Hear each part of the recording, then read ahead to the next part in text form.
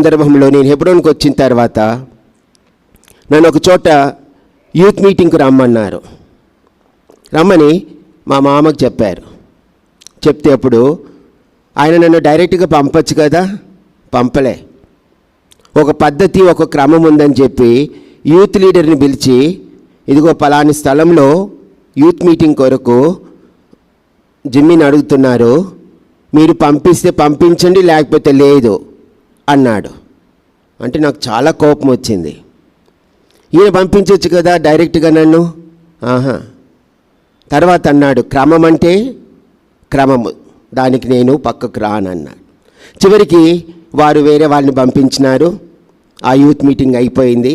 నేను దాదాపు ఒక వారం రోజులు వాళ్ళ ఇంటికి వెళ్ళలేదు. కోపం వచ్చింది నాకు.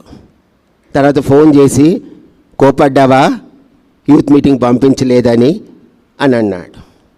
తర్వాత ఇంకొక సందర్భంలో బయటి దేశం నుండి ఫోన్ చేశారు, అంకుల్ మాకు జిమ్మిని పరిచయకు పంపించండి అని అంటే, అప్పుడు ఆయన అన్నాడు, అది నా చేతిలో లేదండి, ఆఫీసులో చెప్పండి, ఆఫీస్ వాళ్ళు పంపిస్తేనే అతడు వస్తాడు, లేకపోతే నా చేతిలో లేదు, నేను పంపను ఆయనని అన్నాడు.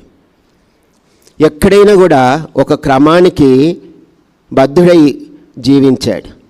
అదే వేరే వాళ్ళంటే అల్లుడే కదా పంపించండి పంపించండి అని చెప్పేవాడు. ఎంత అల్లుడైనా కూడా, ఎంత బంధువైనా, ఎంత ఇంటివారైనా ఆయన ఒక క్రమం నేర్చుకున్న తర్వాత ఆ క్రమానికి గీతకు దాటినవాడు కాడు.